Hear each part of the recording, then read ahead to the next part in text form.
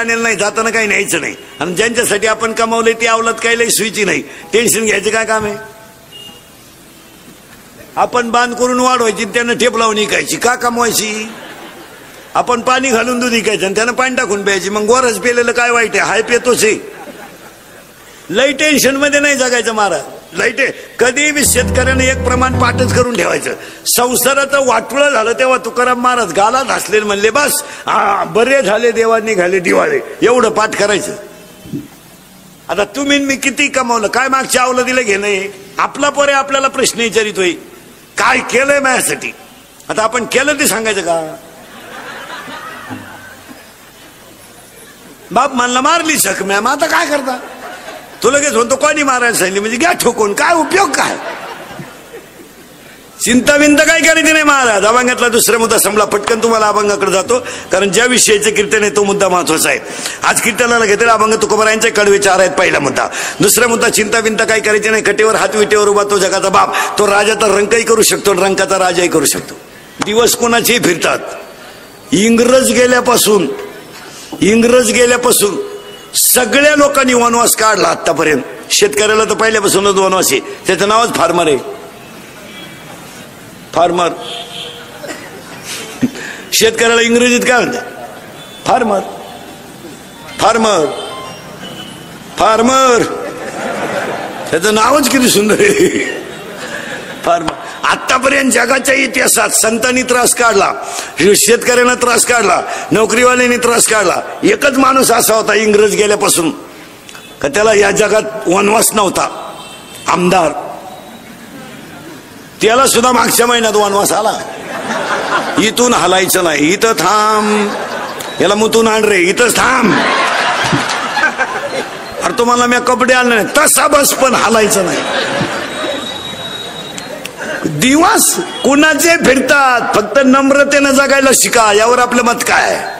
त्याच्या अगोदर चिंता विंता हा विषय सोडून द्यायचा. आयुष्य फार थोडं आहे. जे रोग आपल्या ऐकिवात नव्हते ते रोग ह्या 15 वर्षात आले. पांढरे पिशी तांबडे पिशी आपल्या आजीनं ऐकल्या नव्हत्या. आज्याला तर पिशीच नव्हत्या, त्याला कधी सर्दी सुद्धा झाली नाही. ते 82चं होतं तरी दन आवतं हाकायचं. 82चं म्हातारं बिन चष्म्याचं वाचित आहे, आणि ज्युनियर केजीचं उचलून गाडीत बसवायला लागत. गाडी आली त्याला 2 ड्रायव्हर दिसल्या. ज्युनियर केजीचं एवढे 2.5 ते गाडीत बसवलं. ते गाडीत बसलं का झोपाते, शाळा आली का उठाते, परत उतरवलं का झोपाते. हो, हे पांढरे पिशी तांबडे पिशी हे रोग आपले ऐकिवत होते का? कधीच नाही. आणि एक काल आहे त्याचे उत्तर ऐकायचे. आता कोणत्याही माणसाला पांढरे पिशी डॉक्टरकडे नेलं की डॉक्टर लगेच म्हणतात पिशी कमी झाल्या. तुम्ही एका डॉक्टरच्यावर कधी ट्रीटमेंट घेऊ नका. लगेच 2 दिवसाचा गॅप घेऊन दुसऱ्या डॉक्टरकडे चेक करा, फरक पडतो. काय म्हणणं आहे तुमचं? हा रिपोर्ट इकडं शेजारी असेलच असं नाही, यावर तुमचं काय मत आहे? कर्त्यांची ती साखळी राहते. सोनोग्राफी यांच्याकच करायची, इकडे केल्या उरफाटी चित्र निघाल्या का? पण त्यांची ती साखळी असते. मी चिठ्ठी देतो आणि हा सगळा गेम कशावर चालू आहे? चिठ्ठीवर. म्हणजे पीसी चेक करी जा. दुसरी गोष्ट, अटॅक कधी ऐकत होता का?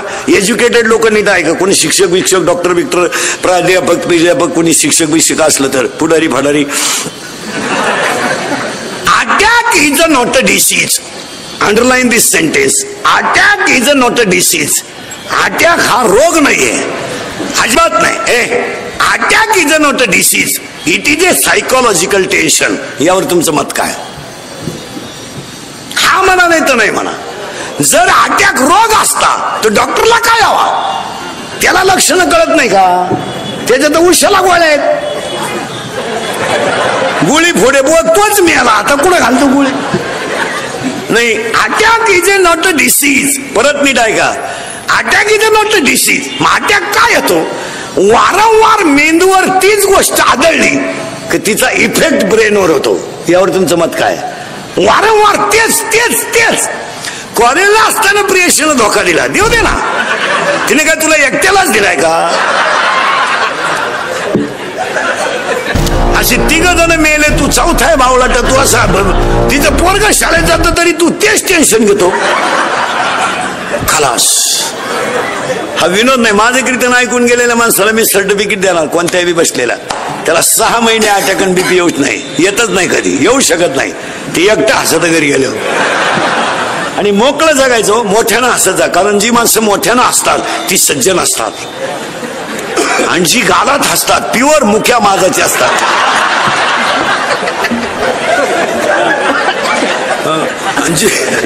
आणि जी माणसं मोठ्यानं बोलतात ती सज्जन असतात, हळूच बोलतात लफडेबाज असतात. हळूच बोलणारा माणूस लफड्यातलाच गडी कधीही पाहत तुम्ही. नाजूक काम करणार पण ठणकट होणार. हसत जा. आणि अटॅक येऊ नये का येतो त्याचं उत्तर आहे का? अटॅक येतो का? एक गोष्ट तुमच्या ब्रेनवर आदळली. मेंदू आहे दोन मेंदू आहे, लहान मेंदू मोठा मेंदू. बारीक आहे का? अटॅक काय येतो? What is the exact definition of attack? हे काय भानगड आहे boy? It is not a disease. हा रोग नाहीये. मग काय येतो? एकतर सतत ती गोष्ट डोक्यावर आदळली का त्याचा परिणाम मेंदूवर होतो. परिणाम ब्लड ऑफ सर्क्युलेशन, हृदयाला होणारा रक्तपुरवठा हा कमी प्रमाणात होतो. आणि शरीराचं सगळ्यात नाजूक अवयव हृदय. हृदयाला 4 कप्पे आहेत. उजवी जवनिका, डावी जवनिका, उजवी कर्णिका, डावी कर्णिका. हृदयाची स्पंदन जर हृदयाला ब्लड ऑफ सर्क्युलेशन पुरवठा कमी झाला का त्या व्यक्तीला घाम येणं. माणसं म्हणते तो त्याला आता काय आला? अटॅक आला. आणि डॉक्टरकडे नेल्याबरोबर लोक विचारतात किती ब्लॉकेज निघले, म्हणजे किती शिरा चॉकअप निघला. तुम्हाला अटॅक यायचा नसेल तर औषध सांगतो. एकाही डॉक्टरकडे जायचं नाही. 2 औषधं पाळायची फक्त. मी सांगतो तेवढं. एक औषध एकच 4 वाक्यात आहेत. काल काय झालं आठवू नका, उद्या काय होईल याचा विचार करू नका, आज वाईट वागू नका. अटॅक येऊ शकत नाही. तुमचं काय मत आहे? काल काय झालं मरू दे, तिकडं आग लागू दे, त्याला सोडून देतो विषय, जागेवर सोडून द्यायचा, रिलॅक्स. अटॅक येईल. काल काय मरू दे ना, काय व्हायचं ते होईल. नसतं टेन्शन काल घेतो. समुद्राला आग लागली तर मासे कुठं जातील? काय तू डोक्यातून गेला का? तुला करायचं काय? त्याचं आग लागू नये तर जळू देतो समुद्र. समुद्राला आग लागली तर मासे कुठं जातील? काय टेन्शन त्याला. दुसरा म्हणला मासे झाडावर चढतील. अरे माशी झाडावर चढायला. तिसरा म्हणला तो का म्हशी आहेत का? म्हशी झाडावर चढायला. कशाचं टेन्शन घ्यायची काय गरज आहे का त्याला? अटॅक हा अटॅक सोडून द्या ती गोष्ट. एक काल काय झालं आठवायचं नाही, आठवायचंच नाही. आणि आपण नेमकं मागचं उघडीत बसल्याशिवाय त्यामुळे मेंदूला ताण येतो. एक तर काय झालंय महाराज, मेंदूला नाही आर, आपल्या मेंदूला नाही आर, संगत नाही चांगल्याची, वयाच्या मानाने व्यसन नाही. आपलं वय आहे कमी आणि ब्रँड आहे भारी, त्यामुळे तो मेंदू शून्य करून टाकितो. आणि शून्य मेंदू झाला का ते भरमिष्टवानी मोटरसायकलवर चाललं, कुत्र्याला लात आणतं ते. त्याचा बाप पिसाळलेला होता. पागल पुरीला पाहिला का बोकड्याचा आवाज काढ, कुत्र्याचा आवाज काढ, वन साइड बांग, बगलात घुसड्या, हे सगळे भरमिष्टाची लक्षण. आणि त्याच्या मेंदूवर तो ताण येतो. ताण येऊ द्यायचं नाही, सोडून द्यायचं. तुम्ही आता माया पुढे बसलो, तुमची आठवण तरी आली का आपण कुठून आलोय का कशात आलोय, थोकलं. असं जगायचं रोज. काल काय झालं आग लागू दे तिकडं, आणि आपण उघडीत बसतो. 10वीला होतो मी, होता ना मग तू मरू दे ना. गुरुजी मिळाला तरी तू तेच लावून धरतोय. सोडून द्यायचं मग. हा विनोद नाही. तुम्ही पहा शेतकरी महाराज, या बाबतीत सगळ्यात निभार काळजाचा माणूस शेतकरी आहे. आणि तुम्हाला माहिती म्हणून सांगतो, अटॅकचं प्रमाण शेतकऱ्यात कमीच आहे. तुम्ही सगळ्यांचा जर अभ्यास केला, सगळ्या लोकांचा, तर शेतकऱ्यामध्ये अटॅकचं प्रमाण कमी आहे. याचं कारण माहितीये का काय? शेतकरी एक असा राजा माणूस आहे, तो किती संकट आलं ना ते जुमानीत नाही. मरू द्या. त्याच्यामध्ये ना संकटाला तोंड देण्याची ताकद आहे. 6 वर्ष गडी दुष्काळाने पिडला, चेहरा ठणठणीत आहे. एकच महिना पगार लेट झाला, नोकरीवाला शुगरवाला, BP वाला, त्याची बायको ईडी झाली, पोर पळून गेली, पागलच झालं सगळं. किती महिन्यात? एका महिन्यात. फक्त 1 महिना पगार नाही झाला, लागली त्याची बायको भांडे आपटाय. 1 रुपयानं फक्त दूध वाढलं बा, 1 रुपयानं भांडी आपटी ते नोकरीवाल्याची बायको. दूध प्यावा का नाही, दूध प्यावा का नाही, दूध प्यावा का नाही. तो नवरा का दूध पितो का? तो नवरा जे पितो ते 82 रुपये पावशेर आहे.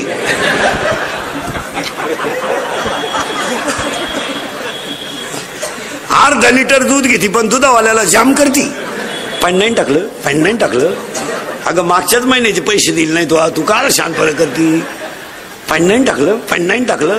आणि नवरा जेव्हा बसला का पाणी नेऊन देते. पाणी टाका, पाणी टाका, पाणी टाका. पाणी टाकीत राहा, अजून लय वाश येतो. पाणी टाका, पाणी टाका, पाणी टाका. एवढी घाण प्याता का तुम्ही? पाणी टाका, पाणी टाका. नंतर तुम्ही आखरात मला पप्याला त्रास द्याल. पाणी टाका, टाका, टाका पाणी. महाराज, निवार काळजाचा माणूस जर कोण असेल तर फक्त शेतकरी. काही संकट येऊ देव, बिचाऱ्याला संकटाची मालिकच लागली. त्याच्या पुढे 6 वर्ष पाणी नव्हतं, आलं पाणी. पाणी रोग संगच. एक पीक असं नाही सध्या का त्याला रोग नाही. एक एक एक पीक असं नाही का त्याला मिळालं खावाट फवारू फवारू. एक तर निम्या रात्री बायको शेजारी झोपलं आणि रातचं खाट हलवायचं. त्याची बायको म्हणली, तुम्हाला काय झालं? तुम्हाला उद्या पंप आणायचा आहे. मग का खाट मोडी टाका. ते प्रॅक्टिस करीत होतो कांद्याचं.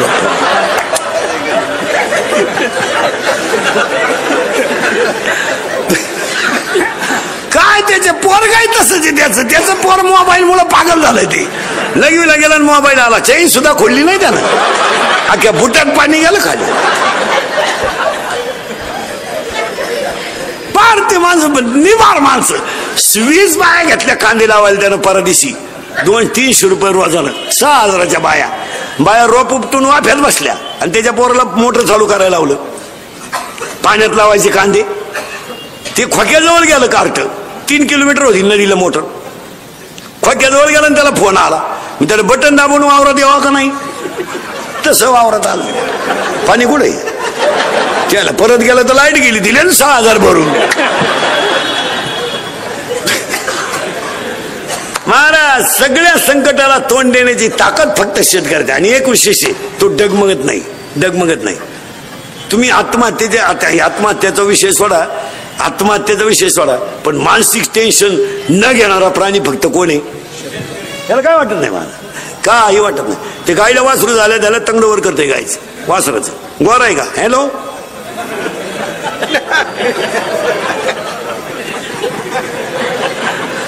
दहा मिनिटात ये, घेऊन जाय. तुम्हाला पैसे घाला, मी येतो संध्याकाळी जेवायला. पैशाच काय करते? विनोदाचा भाग सोडा. इतर माणसं संकट सहन करू शकत नाही. कोणीच करू शकत नाही महाराज. एवढे 6 वर्ष दुष्काळ होता.